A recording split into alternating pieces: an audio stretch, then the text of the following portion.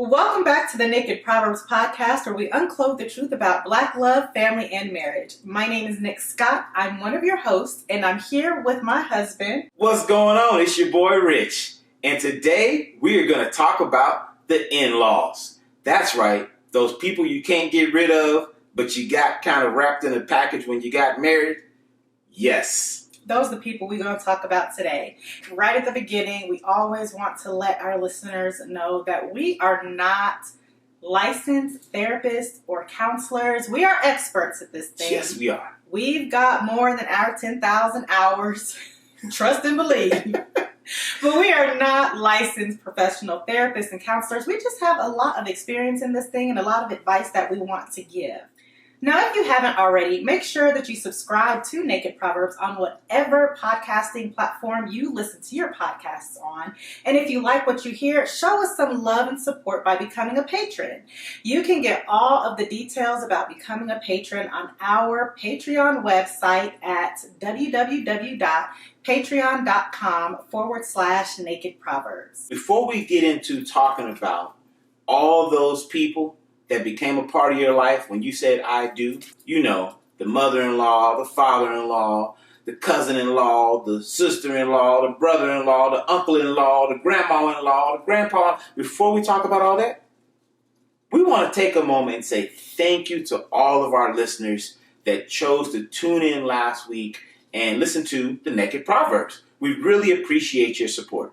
Yes, thank you for listening. Thank you for your comments. Thank you for your feedback. We have heard and listened to every single one of those comments and every piece of feedback that you've given us, because this is going to be a community effort. It's going to take a village to make Naked Proverbs the big family that we're aspiring for it to be. Speaking of family, let's talk about our family structure. Okay, we're the Scotts. That's right. There's you, there's me. Then we got a couple of kids. We got a couple kids. We have 2 girls. We are parents of 2 teenage girls. That's an adventure. Adventure is a very nice way to put it. Any of you all that have teenagers out there, it is my opinion, and my opinion only, that teenagers are really the worst humans on the planet. They're like toddlers, only they're bigger. They're exactly like toddlers. They think they know everything. They want to do everything.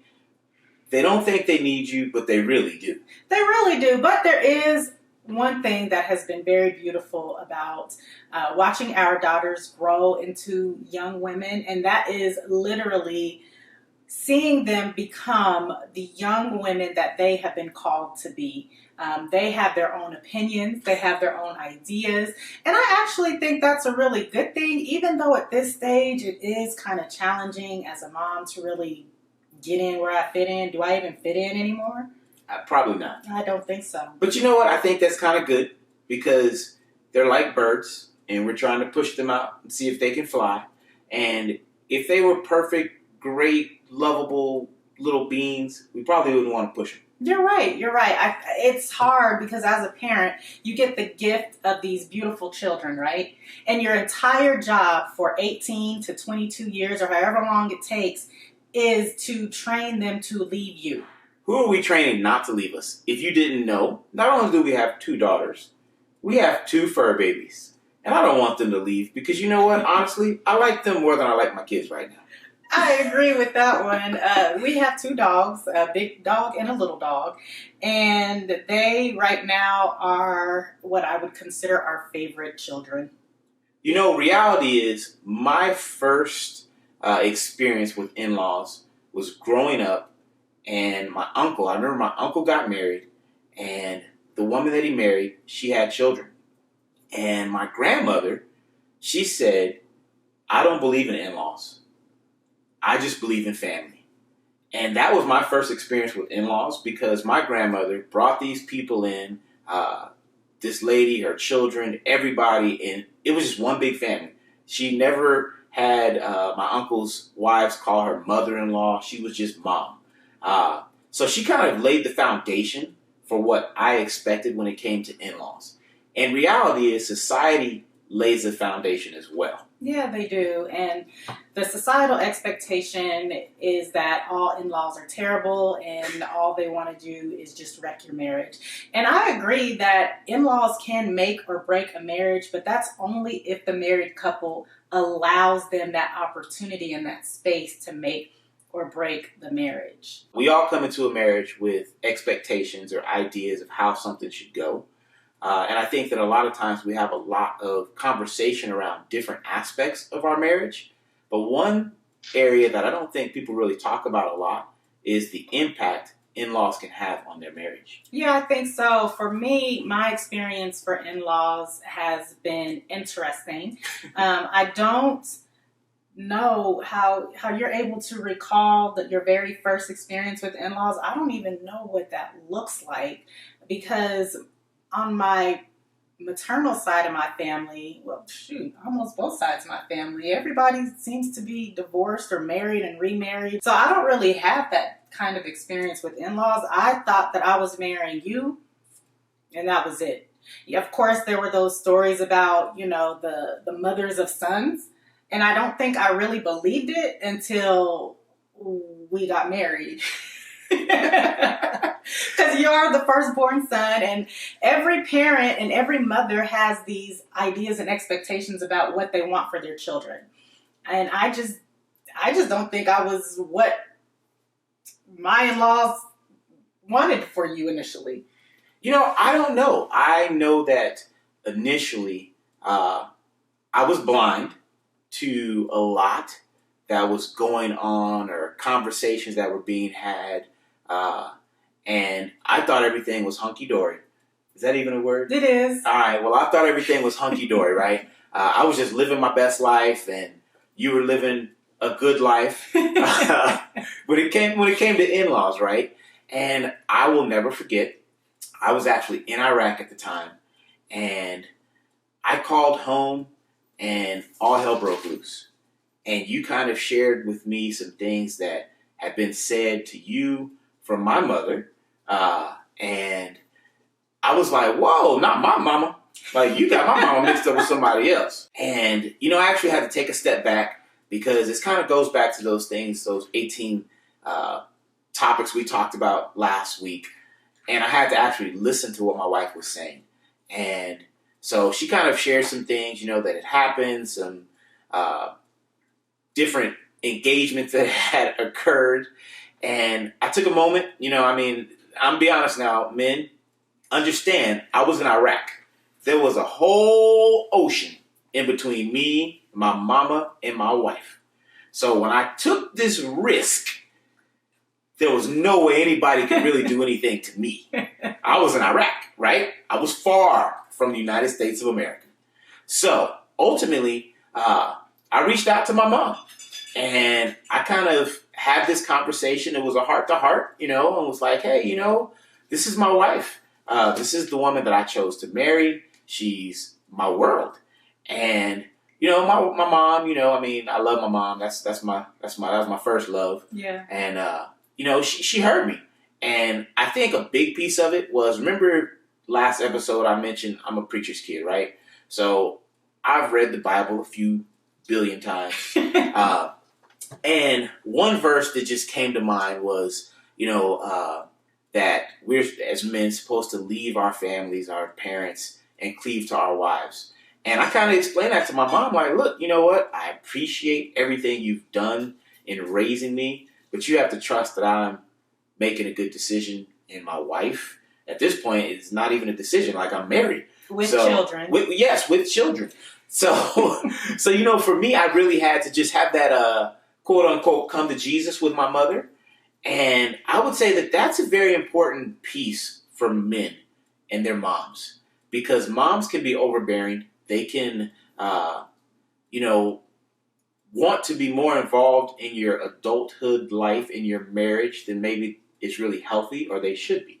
I don't think that you were blind to what was going on between me and your mother. I never said anything to you about any of the conversations or confrontations that happened between me and your mother, because I never wanted you to have to choose between me and your mom. I, unlike my husband, don't have that rooted, grounded structure in the Bible and the church. So I didn't know anything about leaving and cleaving. All I knew is what people in the world said about how mothers are about their sons and the relationship between the mother and the son. And I didn't have any sons. I don't have any sons. I'm not a son, so I don't even know what that's like. But what I did know is that I never wanted you to have to choose between me and your mom. I mean, what kind of choice is that, right? Like, who would want anybody to make that decision? And I didn't want to put that burden on you, but that particular time in Iraq, and you literally did say, not my mama. And I said, yes, your mama. This is what she said. This is what she did. And it really hurt me to even have to bring all those years, because it was years by the time we had this conversation, to bring all of those years of hurt. For me, it was very hurtful. Because I've always thought I was pretty dope. I wasn't as dope then as I am now, but I always thought pretty highly of myself. But to have someone that was so important to you not value me in the way that I felt like they should value, it was very hurtful for me. So it was an interesting situation because, let's be clear, I never thought you would choose me over your mom. And so for me, I think that was a transformational and a very pivotal point in our marriage and our relationship, because I knew the type of respect that you have for your mother, that you had for your mother, that you have for your mother now. And I know how hard of a conversation that must have been for you. I had a whole ocean in between us. So it was really easy. It was easier than you may think. But, I think that's a key point, though, is in a marriage, you have to remember that you have to put your relationship first. That if you don't put your spousal relationship before all these in-law relationships, all these opportunities, you probably won't have a very long marriage, because it's already hard enough in a marriage when you're bringing two separate people together to create an environment that produces growth. Just because you're two different people, two different upbringings, two different lives, two different everything. So when you add in, and we keep talking about mother-in-laws, but the truth is father-in-laws, sister-in-laws, brother-in-laws, it could be even, good old grandma. Cousins. Any of those. When you bring those additional people into your marriage, it can create a lot of havoc if you don't have boundaries that have been set. And I think that's something that really, when I talk about that conversation I had with my mom, that was really the beginning, even though this was years later, years into our marriage, that I really began to try to set some boundaries for what it was going to look like for my family and my wife and myself and my mother and my father. And the big piece of that was understanding that these are your parents. You do this in a respectful manner. I didn't just go off, the deep end on my mom. I mean, that's my mama.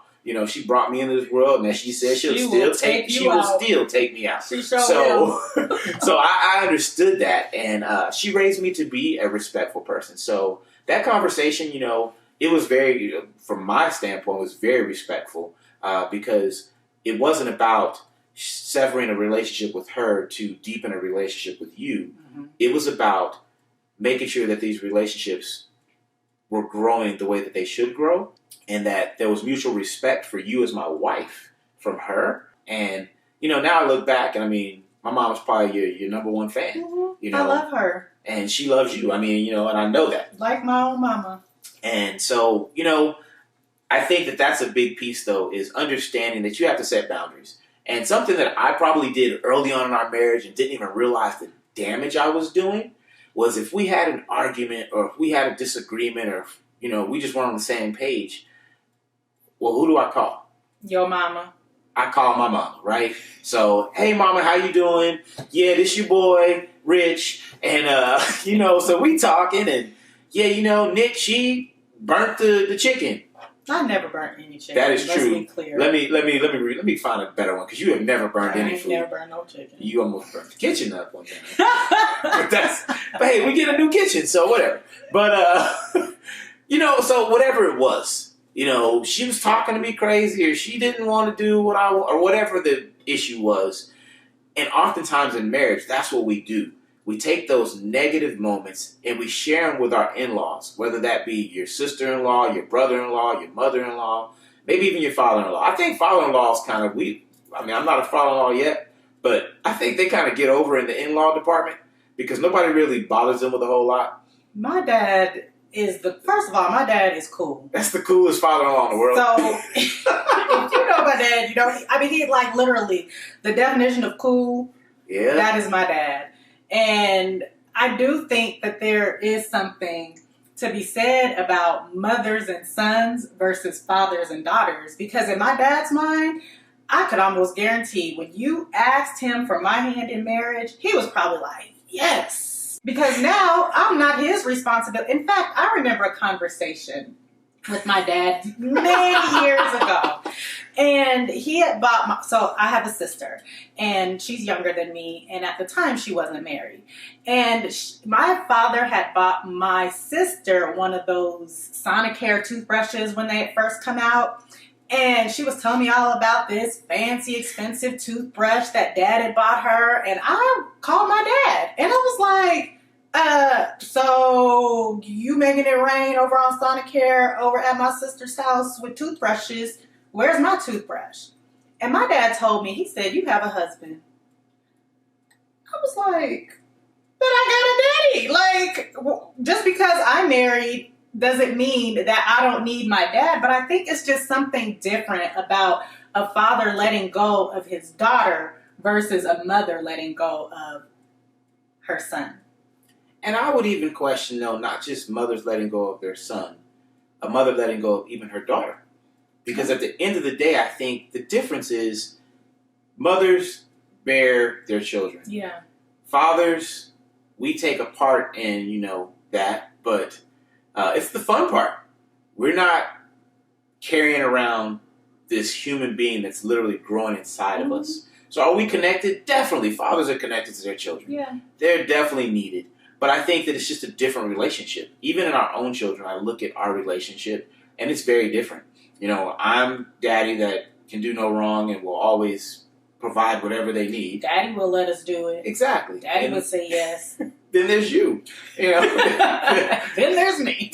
Their best friend almost some days. But back to what we're actually talking about, in-laws, because that's a whole nother conversation, the kids, right? But, I think that when you share those dark times, those dark moments with your in-laws, but then you never actually come back around and say, hey, we worked it out. Not with your in-laws, with your parents, right? So that what you're talking about. Right. Yes. Okay. So let me rephrase that. So what I'm saying is if I'm going to my mom and I'm only bringing the drama that's going on in our marriage, but I'm never bringing the highlights or even resolving the drama that I brought to her about you, then she's only getting one side. And she's painting a very different picture than what is reality. Mm-hmm. Reality is there are more high moments than low moments. But if all we ever talk about are the low moments, then she's going to start to look at you a little bit differently. And I think a lot of times that's what happens in marriages, whether it be, you talking to your sister or your dad or whoever, in the past. Because I think once we identified this is something that I know I've definitely tried to work on and get better at. And understand that you do need someone to talk to sometimes that may not be your spouse, but you need to make sure that whoever you're talking to is someone that can provide wise counsel and someone that understands there's always two sides to every story. And the side that I'm giving is not always the best or the right. So there's also the flip side to having in-laws. My experience has been interesting, like I said, in our marriage and in our journey. But there are couples out there that have no in-law drama, and I appreciate you opening and talking about your grandmother because she really, truly, and honestly has never made me feel like someone who was married into the family. And as a matter of fact, if anything ever happened between us, I already know that she's always going to be there for me as a true family member. And I think that there are those really positive experiences where, like my mother, People thought, and my grandfather, my mother and my grandfather, people believe that he's the son and the grandson, and I'm the in-law. Like, that's how close of a relationship that my husband has with my mother and my grandfather. And I'm like, wait a minute, no, wait, hi. He's the one married in. I'm the daughter and the granddaughter. And I think that's an important piece, is understanding that those societal views, when you think of movies that are out there, when you think of, if you just Google the in-laws right now, you're going to get a bunch of negative stuff, right? How do you work with your in-laws? How do you live with your in-laws? But reality is, that's not always reality. For me, from day one, when I called Dad, he basically asked me a couple questions when I asked for your hand in marriage, and I was so nervous. Oh my God, I was so scared. And then over the years, we didn't talk a lot, but we've gotten to the point where, we'll text every now and then, check in, see how we're doing. He'll call just out the blue and see how I'm doing. And I'm not talking birthdays and holidays. I mean, just randomly, hey, how you doing, son? Everything okay? And that has built our relationship. I'm getting ready to go on vacation with my in-laws. You are. And you know what? I'm excited about it. I was texting him the other day, like, hey, can't wait to see you, Dad. It's going to be a good time. So for me, I don't have this negative story about the in-laws. My mother-in-law, amazing woman. Man, I can't put into words how great she was to me in every aspect of the word. So for me, I understand that it can be a positive thing. And if it's not a positive thing, I really do suggest that you figure out how to turn the corner. How do you turn that page? How do you begin to have a positive relationship? Maybe you know that your sister-in-law likes to cook. Maybe you can go take her on a date, and the two of you go on a cooking date. Right. Maybe you know that your father-in-law likes to fish or likes to be outdoors. Maybe you can take them and do something that's in an environment where they're comfortable, and get to know them. Get to really know who they are. What makes them smile? What makes them tick? I would agree, and I would also like to add to that, it has to start within the marriage, though.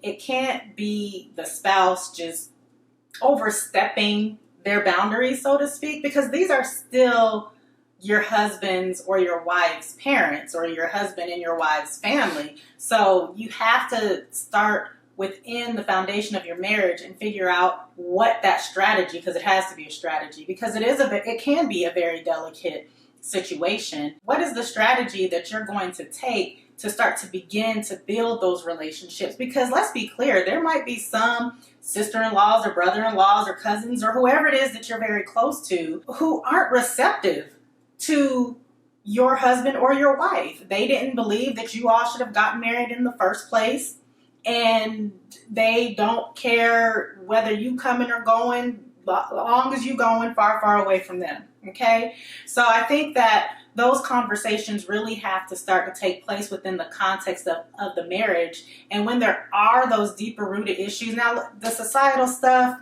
that's always going to be, and it's always going to have some type of influence on our behaviors. Beyond that, some of those deeper rooted issues, you might want to find out what that is and how you can start to navigate through those so you can build a healthy relationship with your in-laws, because like my husband said, they're not going anywhere. They were part of the deal when you got married, and depending upon how close the relationship is with your spouse, look, they can be as involved in your marriage or as uninvolved in your marriage as you allow them to be. And reality is, most families have traditions and things they've done. And when you add a whole new family dynamic, you are adding new traditions. So as an example, you know what? My family, everybody gets together for the holidays. Every holiday. That is something that has gone on since as long as I can remember. Every holiday. And for us, we're not back home. We've moved away and, enjoy our lives. And sometimes we're there for holidays, sometimes we're not. And that was kind of some conversations we had to have, because there was a pull from my family, like, you should be home. Then there was a pull from myself of like, I don't really want to go all the way back that far. We've got our own traditions we're trying to create. We've got our own, dynamics that we're trying to create ourselves as a new couple, as a new family. So you have to understand that when you're talking about in-laws, there are so many different facets of it. And we're talking about relationships. So it's just like any other relationship. If you're not communicating, if you're not putting the time in, then you can't expect success. And that is it, y'all. Thanks so much for tuning in to this week's episode. We want you to have a truly happy marriage. We want you to continue to thrive in your marriages and indulge in your spouses on a regular basis. If you haven't already, make sure that you subscribe to Naked Proverbs on whatever podcasting platform you listen to your podcast on. Give us a 5-star rating on iTunes because it really does help us out a lot. Leave your comments and feel free to share this podcast with anyone who you feel might benefit from listening to Naked Proverbs. Talk to y'all next week. Bye. Peace out.